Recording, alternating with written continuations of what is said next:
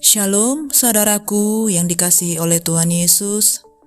Senang sekali kita boleh berjumpa kembali di dalam Renungan Harian Kristen hari ini 5 Maret 2022.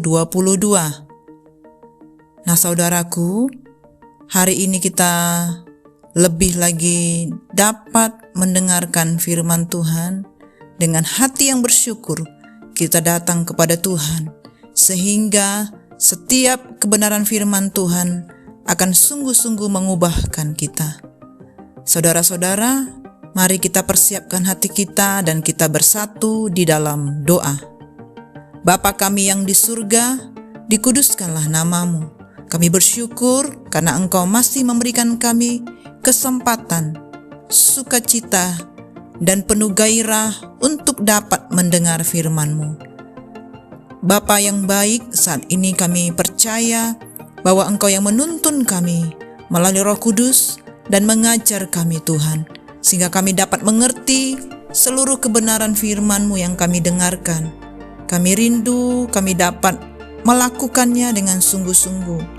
Kami mau mengasihi Tuhan dan mengasihi jiwa-jiwa. Ini kami Bapa, kami mau mendengarkan dengan tenang kebenaran firman-Mu. Engkau yang menguasai hati kami Tuhan. Kami boleh mendengarkan firman-Mu, dan biarlah firman yang hamba-Mu sampaikan dapat dimengerti oleh setiap anak-anak-Mu yang mendengarkan dengan kata-kata yang sederhana dan dapat mengubahkan setiap kami. Ini kami ya Bapa, kami bersyukur kepadamu hanya di dalam nama Tuhan Yesus. Haleluya. Amin. Nah saudaraku, kita akan belajar firman Tuhan yang berjudul Apa yang hendak engkau wariskan. Firman Tuhan ini tertulis di dalam 1 Raja-Raja 22 ayat 41 sampai 53. Nah saudaraku, mari kita buka Alkitab kita bersama-sama dan saya akan membacakannya buat saudara. Yosafat Raja Yehuda. Yosafat anak Asa menjadi raja atas Yehuda dalam tahun keempat zaman Ahab Raja Israel. Yosafat berumur 35 tahun pada waktu ia menjadi raja, dan 25 tahun lamanya ia memerintah di Yerusalem. Nama ibunya ialah Azubah, anak Silhi. Ia hidup mengikuti jejak Asa ayahnya. Ia tidak menyimpang daripadanya dan melakukan apa yang benar di mata Tuhan.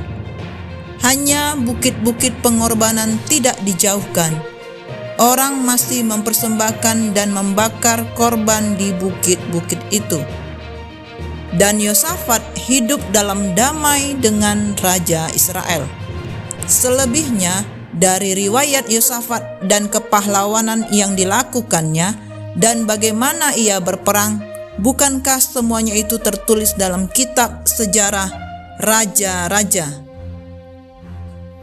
Yosafat membuat kapal-kapal Tarsis untuk pergi ke Ofir mengambil emas, tetapi kapal-kapal itu tidak jadi pergi ke sana, sebab kapal-kapal itu pecah di Ezion Geber. Pada waktu itu Ahazia, anak Ahab, berkata kepada Yosafat, "Baiklah, anak buahku pergi bersama-sama anak buahmu dengan kapal-kapal itu." Tetapi Yosafat tidak mau. Kemudian Yosafat mendapat perhentian bersama-sama dengan nenek moyangnya, dan ia dikuburkan di samping nenek moyangnya di kota Daud, bapa leluhurnya.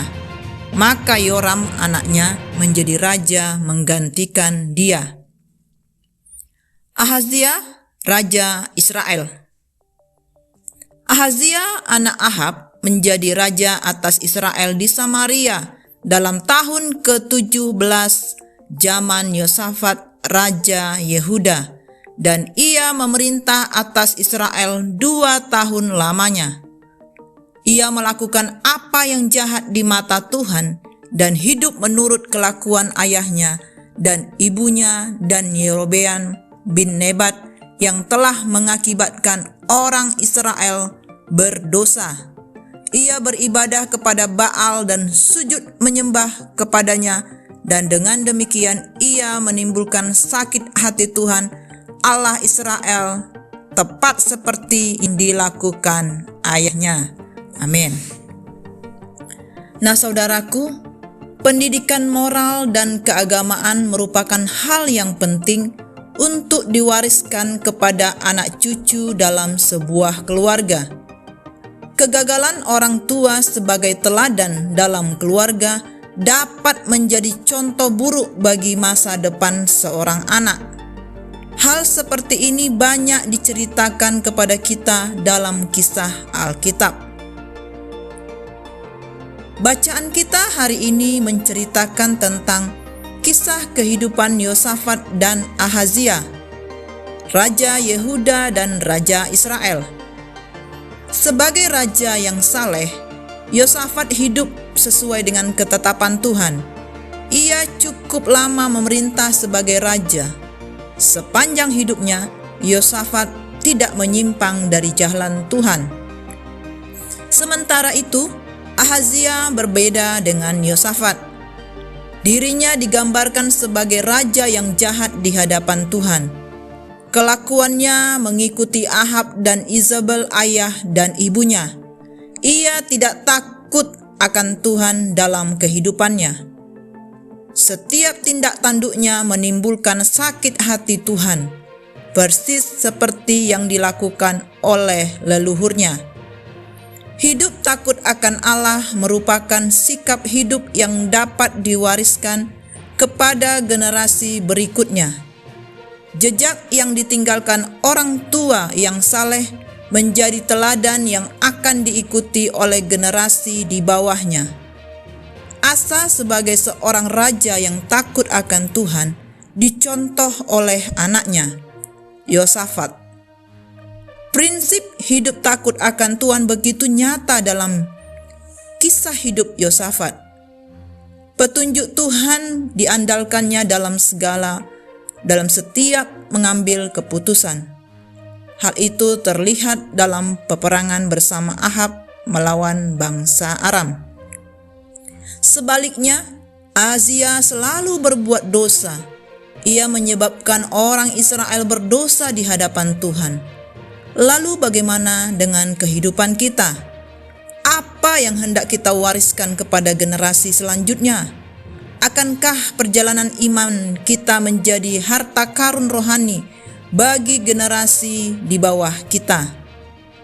Pesan terakhir yang dapat kita ambil dari runutan kisah para raja ini adalah teladan orang tua menjadi bekal dan memberi arah bagi kehidupan anak.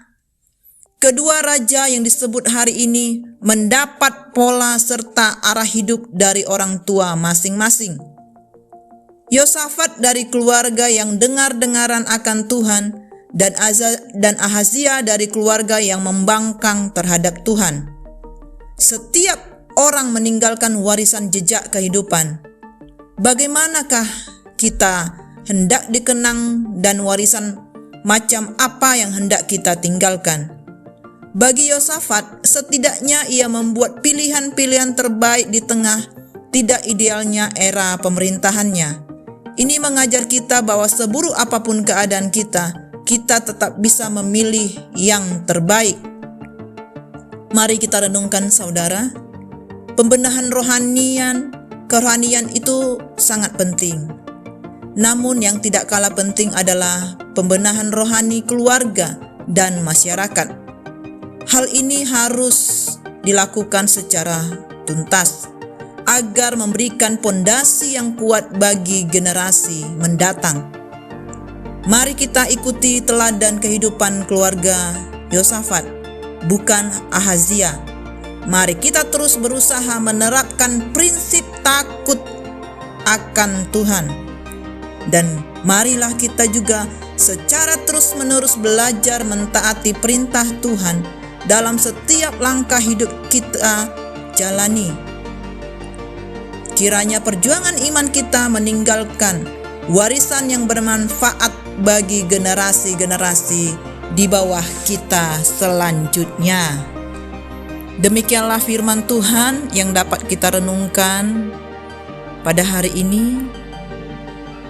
Kita belajar untuk hidup takut akan Tuhan dan berkomitmen untuk memegang ketetapan-ketetapan firman-Nya, sehingga kita boleh mewariskan hal-hal yang bernilai kekal, yang rohani bagi keturunan kita. Nah saudaraku, dimanapun kita berada saat ini, mari kita memperhatikan firman Tuhan ini dengan sungguh-sungguh, dan kita menyiapkan bekal bagi generasi selanjutnya, baik anak-anak rohani kita maupun anak-anak jasmani kita. Demikianlah firman Tuhan pada hari ini.